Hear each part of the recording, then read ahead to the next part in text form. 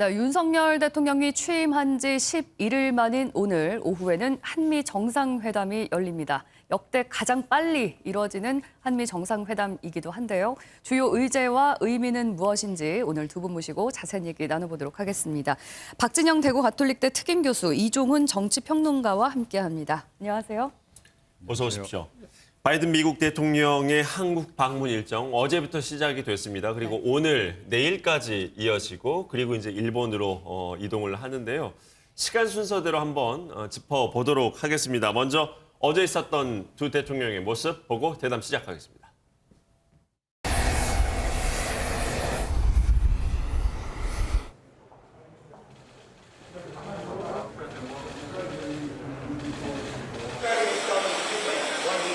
System. Now, I'm so sorry. Right. semiconductors are engines of the modern world. 한미 관계가 첨단 기술과 공급망 협력에 기반한 경제 안보 동맹으로 거듭나기를 희망합니다. 우리 반도체 기업들의 미국 투자에 대한 각종 인센티브를 제공할 뿐 아니라 미국의 첨단 소재, 장비, 설계 기업들의 한국 투자에도 큰 관심을 가져주시기를 부탁드립니다. And by uniting our skills and our technological know-how, it allows the production of chips that are critical to both our countries and are essential sectors of our global economy. 네, 어제 있었던 모습 보셨습니다. 네. 이종훈 평론가님, 모든 정치인의 행동에는 그리고 일정에는 의도와 목적이 담겨 있는 거 아니겠습니까? 바이든 미국 대통령, 삼성전자 평택 반도체 공장 윤석열 대통령과 함께 첫 방문지로 갔단 말이죠. 예. 어떤 걸 위한 거였다고 봐야 될까요? 예. 그러니까 지금 바이든 대통령이 좀 중국 압박용으로 지금 최근 들어서 이 공급망 협력을 굉장히 강화하고 있지 않습니까? 이번에 이제 오시는 중요한 이유 가운데 하나도 인도 태평양 이제 네트워크를 이제 만들어서 공급망 네트워크를 지금 만드는 게 지금 어떻게 보면 핵심이라고 이제 봐야 되는 거죠. 자, 그런데 그 공급망에서 이제 가장 중요한 여러 가지 이제 소재들이 좀 있습니다. 네. 일종의 이제 전략 물자들이라고 이제 봐야 될 텐데 그 가운데 가장 으뜸이 역시 반도체라는 거죠. 그리고 우리나라가 어찌 됐건 이 반도체 쪽에서는 굉장히 좀 강대국 아니겠습니까? 그런 측면에서 한국하고의 협조가 적극적으로 이건 좀 필요한 시기다라고 생각을 한 거죠. 그래서 일부러 굉장히 전략적으로 좀 선택을 한 장소였다. 네. 이렇게 봐야 할 것 같습니다. 예. 반도체, 미국 입장에서도 반도체 생산 이런 부분 우리나라와의 협력이 절실하기 때문에 첫 번째 방문지로 택했다 이런 분석을 주셨거든요. 박 교수님 어떻게 보십니까? 뭐 동의합니다. 이제 반도체 부분과 결국은 이제 북한 문제도 연결되어 있는 거죠. 일석이조의 효과를 보려고 하는 거다 이렇게 보여지는데요. 일본 같은 경우에는 어차피 이제 미국의 이 동맹국으로서의 대중 그 봉쇄에 참여하고 있습니다. 그런데 한국은 이제 전략적 모호성을 통해 가지고 참여하지 않는 상황이거든요. 그건 이제 한국이 가지고 있는 중국과의 경제적 특수관계 때문에 그런 상황인데 거기에 대한 하나의 좀 압박 차원도 존재하고 있고요. 앞에 말씀드린 것처럼 반도체를 통해서 중국이 그 최근에 이제 한 10년 사이에 화평 굴기라 그래가지고 대외 정책을 적극적으로 나가면서 반도체 굴기를 지금 추진하고 있습니다. 반도체를 굉장히 많이 투자하고 있는데 문제는 이 중국과 이 하나의 좀 이 경계선에 있는 한국과 대만이 이제 반도체 세계적인 강국이지 않습니까? 이 한국과 대만을 미국의 중국 그 봉쇄 전략에 같이 동참시키려고 하는 미국의 노력이다. 뭐 이렇게 첫 번째 보여주고요. 두 번째는 이 북한 문제를 당장 이 전략적 인내 차원에서 고착화시켜 놓겠다는 그런 전략인 것 같아요. 그게 왜냐면요. 기존에는 미국이 중동과 동북아 문제를 동급으로 봤는데 지금 우크라이나라든가 유럽 문제가 생겼기 때문에 이제 북한 문제는 거의 3순위로 밀리는 겁니다. 여기를 안정적으로 관리하겠다는 의지에서 저는 한반도에 우선적으로 오셨다 이런 생각이 듭니다. 방금 전략적 모호성 이제 잠깐 언급해 주셨는데 일본보다 한국을 먼저 방문한 거는 방금 말씀하시니까 일본은 어떻게 보면 이미 자기 편이라고 생각을 할 수 있는데 우리는 뭔가 모호한 태도를 취했기 때문에 우리를 더 중요하게 여기고 먼저 방문했다 이렇게 보시는 걸까요? 그런 부분이 있는데요. 저는 이제 나누어진다고 보는데 반도체 부분에 있어서는 한국과의 경제적 협력 관계는 한국에게 강하게 요구할 겁니다. 이게 왜냐하면 직접적인 부분이기 때문에. 그러나 이제 이 통일 외교 안보 차원에서의 전략적 모호성에 대해서 미국이 한국에 대해서 막 강력한 압박을 해가지고 새로운 뭐 안보 체계에 들어온다거나 뭐 이렇게 요구하지는 않을 거라고 봅니다. 네. 방문 이틀째인 오늘은 이제 하이라이트 일정이라고 할 수 있는 한미 정상회담이 이따 오후에 이제 열릴 예정인데요. 특히 대통령 집무실이 용산으로 이전된 후에 처음으로 이곳에서 또 행사가 이뤄지는 만큼 더욱더 의미가 깊을 것 같습니다. 어떤 내용들이 주요 의제로 테이블에 오를까요? 예. 뭐 아무래도 이제 가장 중요한 의제는 북한 핵 네. 문제가 이제 될 것이다. 네. 이제 이렇게 봐야 됩니다. 그러니까 사실은 이제 문재인 정부 시절에 말기였습니다만 네. 바이든 행정부 들어서고 나서 한미 간에 사실은 이제 북핵 문제를 놓고 약간 노선 관련해서 갈등이 없잖아 있었어요. 그러니까 이제 평화 선언을 우선시하는 문재인 대통령과 네. 그거보다는 이제 북한 핵에 대한 일단 처리, 네. 그걸 선제 조건으로 이제 요구하는 미국 간에 이제 약간 갈등이 있었던 거고요. 네. 근데 이제 윤석열 대통령 같은 경우에는 이미 다 이제 예고를 했듯이 네. 대북 정책 관련해서 특히 북핵 관련해서는 비핵화 원칙을 분명히 좀 하고 있기 때문에 네. 사실은 바이든 행정부하고 정책적인 내용 면에서 큰 차이가 좀 없는 그런 상황입니다. 그 그래서 수위는 좀 어떨까요? 더 강도 높은 메시지가 나올 거라고 더 보시나요? 강도 높은 메시지가 나올 것 같지는 않습니다. 기본적인 이제 원칙을 다시 한번 재확인하는 정도 네. 그런 정도가 될 것 같고요. 비핵화를 전제로 해서 인도적 지원을 하겠다. 이제 이런 정도 기조가 나올 것 같고 네. 그 다음에 이제 중요한 사안은 조금 전에 말씀드렸듯이 이제 공급망 관련한 네. 인도 태평양 경제 네트워크 그 문제를 구체적으로 어떻게 이제 실현을 시킬 것인가. 네. 이게 아무래도 바이든 대통령으로서는 최대 관심사이기 때문에 바이든 대통령은 그 부분을 아마 집중적으로 얘기하실 것 같고 네. 일단 기본적으로 우리도 지금 가입하겠다라는 게 윤석열 대통령의 생각이기 때문에 예. 네. 오늘 아마 그와 관련해서 기본적인 선언 정도는 나오지 않겠느냐 네. 참여한다라는 네. 좀 전제를 한 네. 그런 이제 관측이 지금 나오고 있는 그런 상황입니다. 네, 역시 큰 틀은 경제와 안보 이 두 축인 것 같습니다.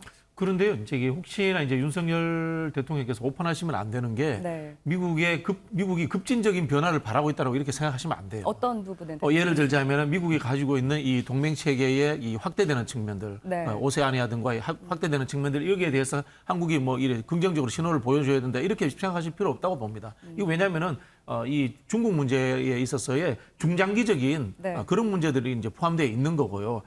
실제로 앞에서도 말씀드린 것처럼 지금 이 러시아 문제, 유럽 문제가 생겼기 때문에 네. 한국은 3순위까지 밀린 겁니다. 그런 상황에서 급격하게 우리가 남북 관계를 급진전시켜서 좋게 만든다거나 또 굉장히 악화시킨다거나 이런 상황 자체는 미국이 별로 원하는 상황이 아닙니다. 그렇기 예. 때문에 현상 유지적인 전략적 모호성을 지속적으로 유지하는 것, 중국 관계에서도 저는 그런 부분이 필요하다 이런 생각입니다. 네. 예.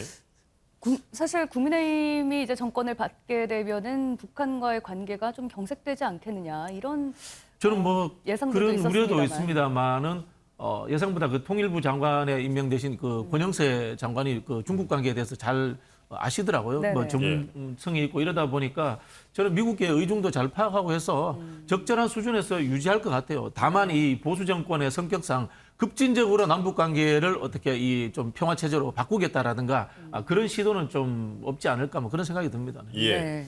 오늘 있는 주요한 일정 중에 하나가 이제 만찬입니다. 국빈 만찬 자리가 이제 새 집무실 용산에서 이루어지게 되는데 집무실 앞에 국립중앙박물관이 있어요.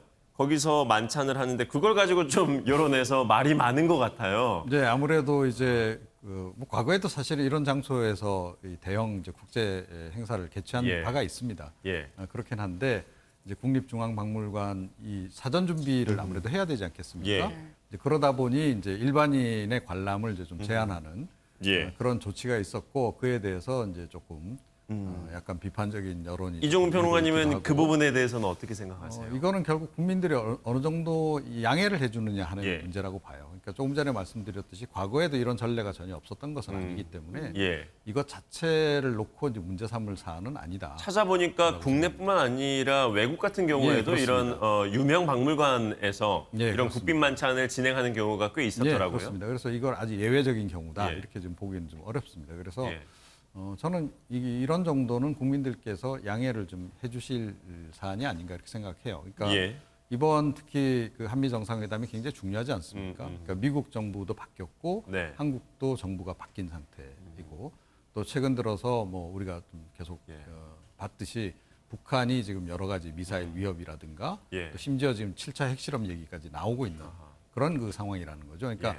안보상의 위중성 이런 과정에서 또 한미 동맹의 중요성 이런 걸 고려하면 이 그 한미 정상회담 관련한 그런 그 만찬 장소를 이런 곳에서 하는 것이 차라리 낫지 않나. 다른 오히려 장소보다는 국립중앙박물관이 더 좋다고 보세요. 그 뭐 그런 측면도 있습니다. 우리나라 국보라든지 이 여러 작품들을 이렇게 같이 관람하고 뭐 이런 의미도 있다라고 얘기하는 예, 것 그렇습니다. 같은데요. 그런 거를 이제 선보이는 의미도 있고 예.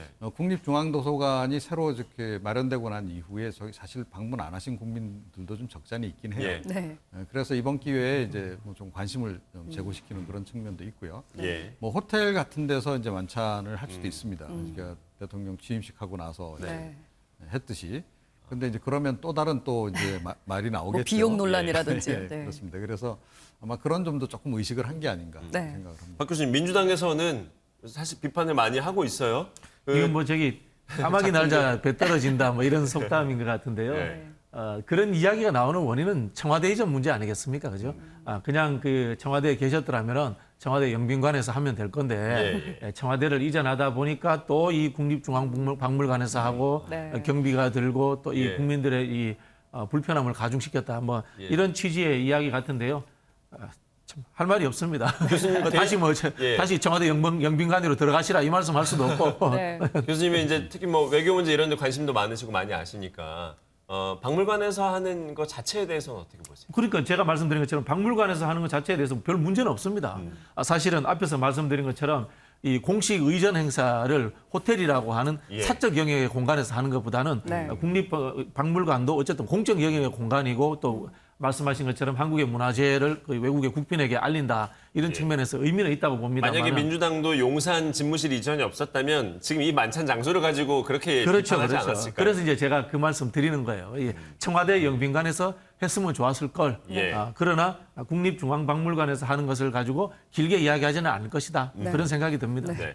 오늘 만찬장의 또 다른 관심 중에 하나는 김건희 여사가 나타날지 여부거든요. 원래는 네. 미국에서 질 바이든 여사가 같이 오지 않았기 때문에 영부인도 나타나지 않을 것이다. 이런 관측이 많았었는데 또 접견을 할 거라는 보도들도 나오고 있어요. 이제 접견 가능성이 조금 더 높지 않나 싶어요. 네. 그러니까 지금 이제 공식 행사에는 이제 미국에서 영부인이 안 오셨기 때문에 네. 보통은 이제 미국에서 영부인이 오시면 이제 우리 쪽도 영부인과 함께 대통령이 카운터파트 나가셔서 역할로, 예. 네 분이 이제 보통 이렇게 네. 공식 속상에 이제 모습을 내비치기 마련인데 네, 네. 이번에 혼자 오셨단 말이에요. 네. 그래서 공식 행사에서는 뭐 윤석열 대통령만 계속 동행을 하는 것으로 이렇게 일단 돼 있습니다. 이번에 또 이게 국빈 방문이 아니고 그냥 공식 방문이다 보니까 네. 또 격이 많이 좀 다르지 않겠습니까? 뭐 그런 측면도 있습니다만 네. 이제 그럼에도 불구하고 일단 이제 그 뭐 한미 정상이 지금 새 정부 수립 이후에 각자 지금 처음 만나는 자리이기 때문에 그 네. 중요성도 좀 있긴 해요. 그래서 아마 그 만찬 장소에는 좀 나타나지 않겠느냐. 네. 그래서 이제 그 자리에서 잠시 이제 뭐 인사를 서로 나누는 그런 시간을 갖지 않겠냐. 그러니까 이제 공식과 비공식의 좀 중간 형태쯤 되겠죠. 네. 그런 식으로 일단 뭐 그 회동은 이루어지지 않겠냐 하는 네. 관측이 지금 현재로서는 지배적입니다. 김건희 여사 같은 경우에는 아무래도 과거에 사업을 좀 하다 보니까 그리고 뭐 다른 대외적으로도 이제 많은 사회 활동을 해왔기 때문에 오늘이 어떻게 보면은 첫 외교 무대의 시험대가 될 수도 있을 텐데 김건희 여사의 내조는 글쎄요. 어떻게 전망을 하실까요? 저는 뭐 말씀하신 것처럼 이 질 바이든 여사가 안 오신 상황에서 네. 딱히 나타나셔가지고 의전적 행위 외에는 존재하지 않지 않습니까? 네. 네. 그런 부분을 하실 필요가 있나 뭐 그런 생각이 들고요. 굳이 나설 필요 없다라고 예, 예. 보세요? 예, 그래서 우리가 이제 약간의 차이가 있습니다. 네. 보통 이제 외국의 내각제 국가의 총리 부인 보고 퍼스트 레이라고는 하지 않습니다. 근데 대통령 부인은 퍼스트 레이입니다. 이건 뭔가 하면은 대통령이 행정부의 수반으로서 가지는 지위가 아니고 네. 국가 원수로서 가지는 지위가 있기 때문에 그 부인을 퍼스트 레이디라고 하는 겁니다. 네. 그런 상황에서의 의전적인 외교 활동이 가능해지는 상황인데 이번에 이제 국빈 방문도 아니고 네. 어쨌든 이 좀 실무적인 방문의 성격이 강한 측면이 있습니다. 이런 데서 의전적인 요소를 강화해가지고 퍼스트 레이더로서의 역할을 딱히 해야 될 필요가 있는가? 그리고 또 이게 또 논란의 또 거리가 된다면은 저는 뭐 큰 의미가 없을 것이다 이런 생각이 들고요. 제일 우려되는 것은 그겁니다. 이 퍼스트 레이디 관련해서는 외국의 외신들이나 기사가 나갈 때 네. 가십성 기사들이 같이 따라 나갑니다. 그랬을 때의 하나의 좀 이 우려라든가 이런 것들을 생각한다면은 저는 뭐 크게 나타나시지 않는 것도 좋은 방법이 아닌가 그런 생각이 듭니다. 네. 예. 내일 일정을 하나 짚고 이제 다음 이슈로 넘어가 볼까요? 내일은 평택 오산기지를 이제 방문을 해요. 거기에 이제 지하 벙커에 있는 공군 작전사령부 항공우주 작전본부를 이제 두 정상이 방문한다고 하는데 네. 이거는 북한을 향한 메시지가 담겨 있다고 봐야 될까요? 당연히 그렇죠. 예, 그렇습니다. 그러니까 이 지금 작전본부에서 주로 하는 것이 뭐 그 이름 그대로, 그러니까 지금 기본적으로는 정찰을 하는 겁니다. 그래서 북한이 이제 미사일 발사를 하려고 한다고 하면 이제 사전 징후를 파악한다든지 또 그와 관련해서 이제 대응을 한다든지 네. 이제 이런 건데요. 사실 뭐 발사하더라도 이걸 뭐 파괴시킨다든지 작전을 수행하기가 쉽진 않은 네. 그런 상황입니다. 그럼에도 불구하고 어찌됐건 상징적인 의미가 예. 있는 것이고 실제로 뭐 북한이 어디를 목표로 해서 뭔가를 발사했을 경우에는 대응도 이제 하는 곳이 바로 이곳이라는 네, 네. 거죠. 그렇기 때문에 이제 그 중요성이 있는 것이고 상징성도 굉장히 강하다. 그래서 내일 이제 이곳을 두 분이 이제 예. 찾을 것으로 그렇게 지금 보입니다. 예, 네. 박 교수님. 최근에 북한이 이제 정권 교체기에 여러 차례 그런 도발성 행위를 했었잖아요. 이런 부분도 내일 이 정해진 일정에 좀 그 이유가 됐을까요? 저는 뭐 그렇지는 않다고 봅니다. 그렇지는 않다고 보는 게요. 이게 두 가지 측면이 있는데요. 평택 그 미군 기지가 실제로 미국의 입장에서는 최전방입니다. 네. 최전방이기 때문에 가장 중요하고 이 동북아시아 문제에서 중요한 곳입니다. 근데 상징적으로 그림을 내려고 했다면은 또는 북한에게 이 경고의 의미를 주려고 했다면은 제가 봤을 때는 어디 판문점이라든가 예. DMZ를 간다거나 현장 그 부대를 방문했을 수 있습니다. 네, 네. 저는 그런 상황이 아니라는 점에 좀 주목해야 된다는 생각이 들고요. 미국이 북한에 지금 최근에 도발해 보는 시각은 의례적인 시각으로 저는 볼 수 예. 있다고 봅니다. 그 이유는 앞에서도 제가 말씀드린 것처럼 지금 유럽에서의 분쟁이 일어났기 때문에 네. 미국은 철저하게 유럽 우선주의입니다. 그런 측면에서 한반도에서는 전략적 인내, 어떤 상황도 벌어지지 않고 진전하지도 네, 않고 네. 후퇴하지도 않는 상황, 이 상황을 선호한다는 측면에서 저는 뭐 크게 이게 북한에 대해서 어떤 강력한 경고의 메시지다 이렇게는 보이지 않습니다. 네. 네. 네, 이제 오늘 정상회담이 있고 또 만찬이 있을 예정인데요. 과연 어떤 의제들이 또 중점적으로 다뤄질지 저희가 또 내일 뉴스를 통해서도 짚어봐야 될 것 네. 같고요. 자, 이어서 다음 이슈로 좀 넘어가 보도록 하겠습니다. 한덕수 국무총리 후보자가 결국 국회 인준을 통과했습니다. 키를 쥐고 있던 민주당이 결국에는 찬성으로 당론을 바꾼 건데요. 먼저 관련 영상 보시고 얘기 나눠보도록 하겠습니다. 국회에서 여야가 잘 협의하셔가지고 좋은 그런 결과가 나오기를 물론 기대합니다. 인사청문회 과정에서도 저로서는 뭐 최선을 다해서 설명을 했고. 대통령께서 따로 말씀이 있었나요? 예, 어제 아침 인준 절차가 잘 끝나면 모든 거를 좀 더 협치 차원에서 끌어나가고 싶다 이런 말씀을 하셨고.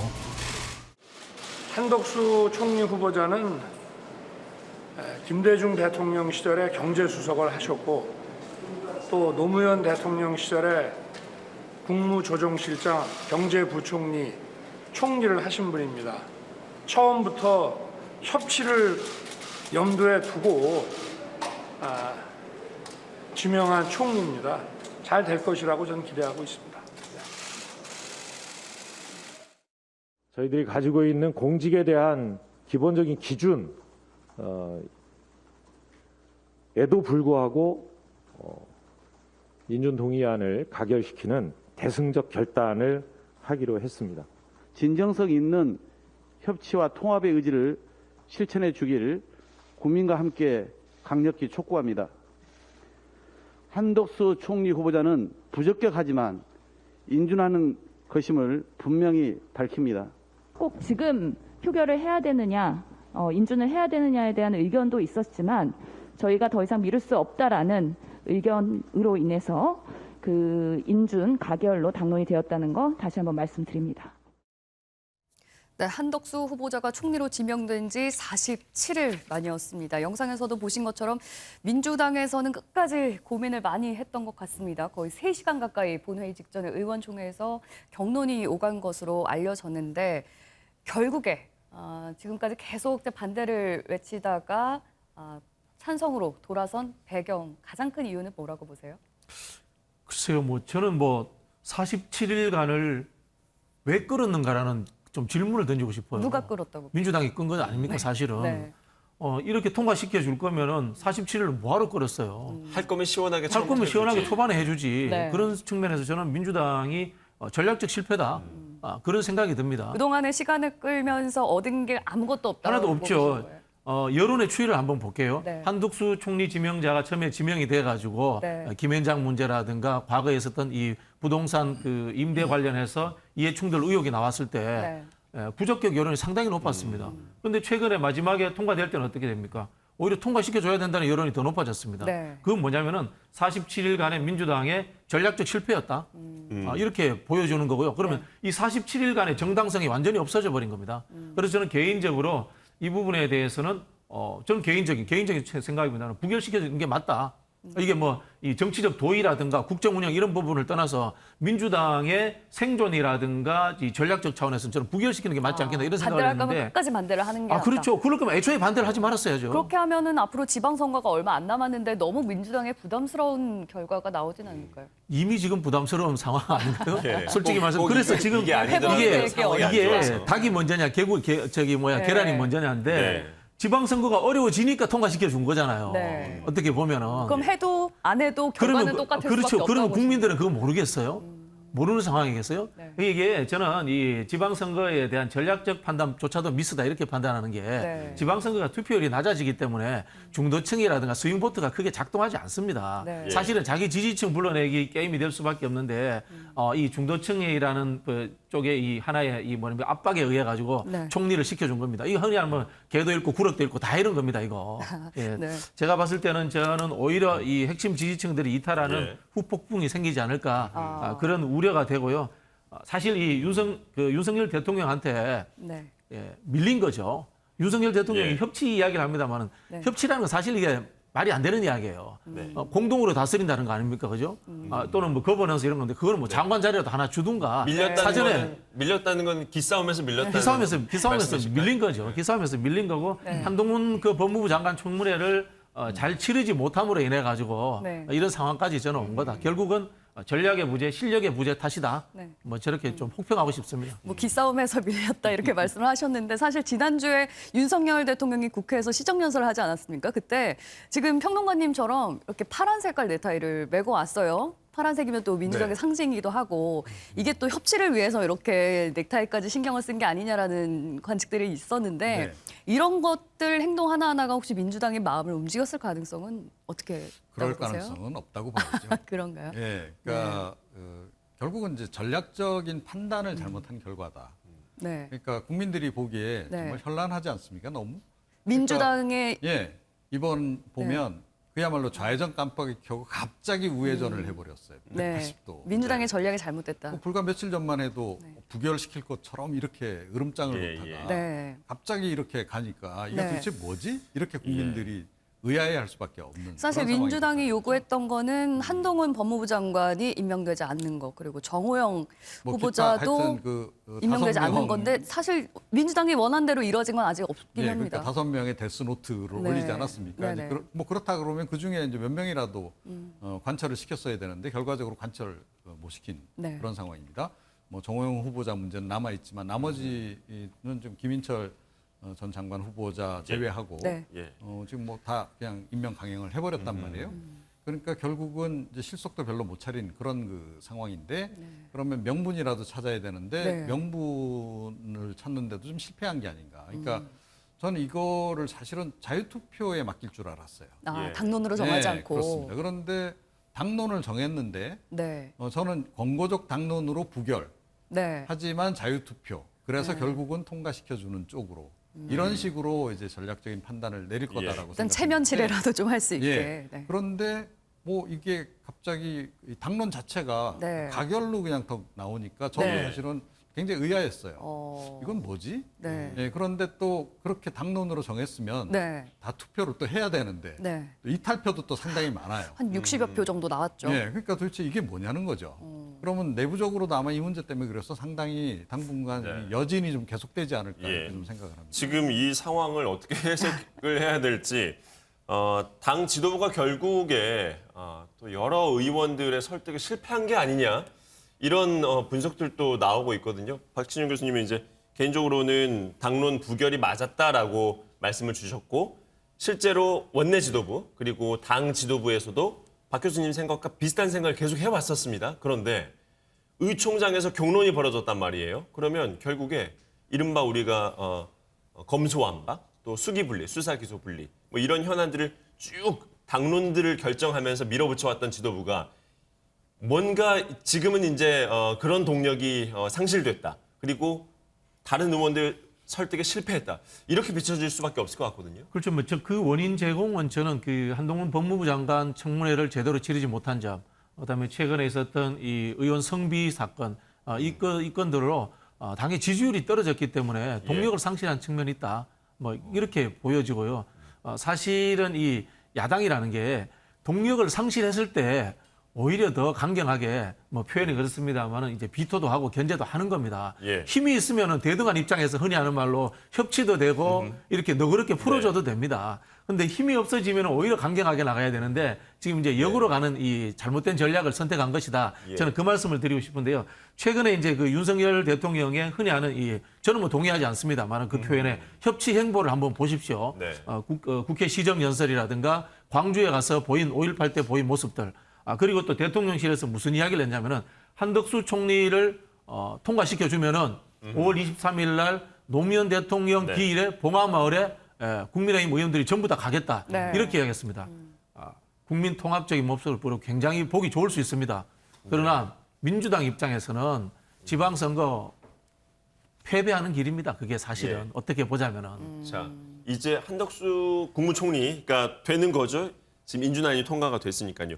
이렇게 되면 정호영 후보자는 오늘 조간들은 분위기가 다 곧 자진 사퇴한다라고 헤드라인이 잡혔습니다. 그렇게 될 거라고 보세요? 뭐 그렇게 되는 게 마땅하지 않나 이렇게 생각을 해요. 그러니까 사실은 뭐 이분 같은 경우에는 처음부터 논란이 굉장히 많았었지 않습니까? 그리고 뭐 그동안의 여론조사 결과를 좀 보더라도 그렇고 국민 정서하고는 상당히 좀 거리가 먼 그런 삶을 좀 살아오셨기 때문에 국민들은 대략 판단을 좀 내린 그런 그 상황이고요. 이 사안은 사실은 지금 윤석열 대통령 입장에서는 더불어민주당이 중요한 게 아닙니다. 그러니까 국민이 중요한 거죠. 그래서 국민하고 과연 맞설 것이냐 말 것이냐 하는 그런 사안으로 이 문제를 봐야 한다라고 저는 봐요. 그러니까 한덕수 총리 인준안이 통과가 설령 안 됐을지라도 정호영 후보자에 대해서는 개별적인 판단을 하는 게 마땅하다라는 말씀이신 그렇습니다. 건가요? 근데 뭐 아무래도 그래도 이제 좀 연계를 좀 해서 고려를 하는 것 같긴 해요. 그래서 이제 한덕수 총리 후보자 인준안이 처리가 됐으니 그러면 이제 뭐 이쪽에서도 뭔가 이렇게 야당에게 야당이 원하는 것을 그래도 일부라도 좀 들어줘야 되는 거 아니냐 이제 이런 여론이 실제로 국민의힘 내에도 좀 없잖아 있는 것으로 알고는 있는데요. 그런 정치적 딜의 문제를 떠나서 이 사안 자체는 조금 전에 말씀드렸듯이 국민 정서하고 좀 맞서는 그런 사안일 수 있기 때문에 굉장히 신중해야 된다. 그리고 조금 최근에 이제 그 일련의 그 윤석열 대통령의 행보에 대해서 조금 전에 말씀하셨는데요. 뭐 5.18 그 행사에 직접 참여하신다든지 또 이제 조금 전에 노무현 전 대통령 관련한 그런 행보라든가 그런 것들을 전반적으로 흐름을 보게 되면 그러니까 민주당하고의 협치를 고려하는 게 아니고 윤석열 대통령은 진보 지지층하고의 협치를 지금 고려하는 것 같아요. 오히려. 그래서 이제 진보 지지층하고 좀 민주당하고를 약간 분리시키는 전략, 이런 전략을 좀 쓰고 있는 것 같거든요. 민주당한테는 상당히 사실은 위협이 될 수 있는 전략입니다.